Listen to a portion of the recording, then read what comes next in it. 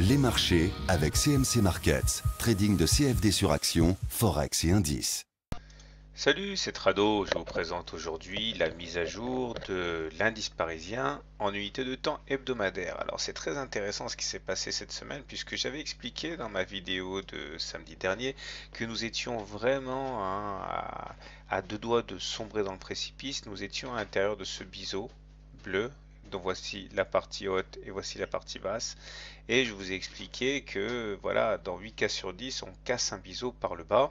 Et ça, c'était assez inquiétant parce que l'objectif théorique est de pouvoir aller chercher jusqu'au point le plus bas du biseau, c'est-à-dire revenir sur cette espèce d'horizontale orange là, vers les 3600. Or, si on a failli tomber déjà la semaine dernière, et bien cette semaine, pareil, même scénario, on a commencé très mal la semaine, on est allé chercher les 4088, mais regardez ce qui s'est passé. En fin de semaine, il y a eu une sorte de rallye et in extremis, on est venu réintégrer le biseau. Donc du coup, j'en viens à me demander si ce biseau va véritablement jouer son rôle.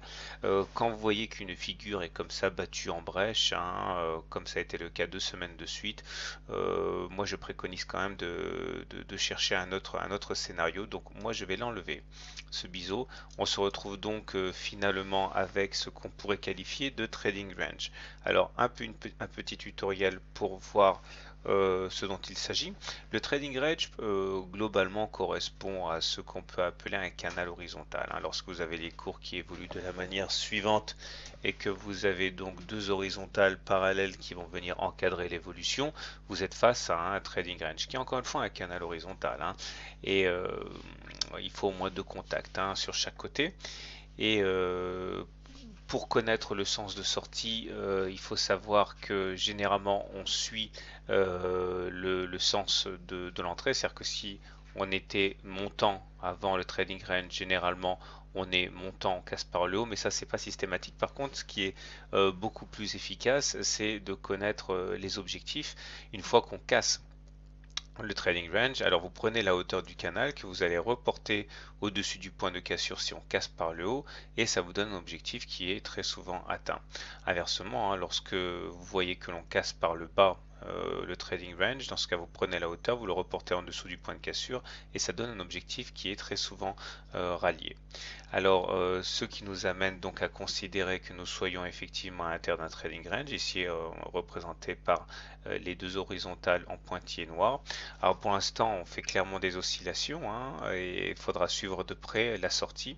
La hauteur, ça correspond à ce segment orange.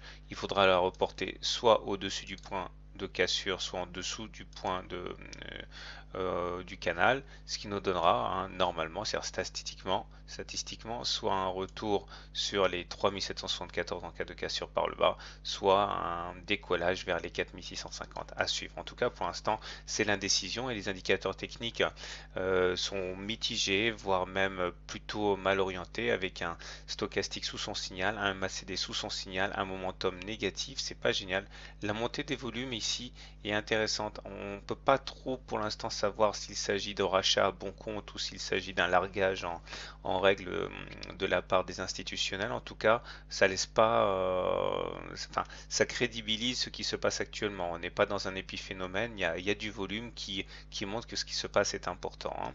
Voilà, donc il n'y a plus qu'à attendre. Je vous rappellerai que de manière plus large encore, nous sommes à l'intérieur d'une figure d'élargissement ici, et que rien n'empêche de croire, de penser qu'à terme on puisse, si la consolidation perdure, aller chercher une fois de plus la base ici, à savoir les 3600. Voilà, je vous souhaite une bonne journée, de bons trades, à la semaine prochaine pour la mise à jour hebdomadaire.